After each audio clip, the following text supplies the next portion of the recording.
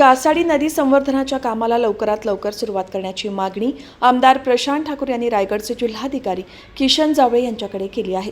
या संदर्भात आमदार प्रशांत ठाकूर यांनी जिल्हाधिकारी यांना निवेदन दिले असून या निवेदनात म्हटले आहे की पनवेल तालुक्यातील तळोजा औद्योगिक क्षेत्रातील कासाडी नदीच्या संवर्धनाचा प्रश्न अनेक दिवसांपासून प्रलंबित आहे।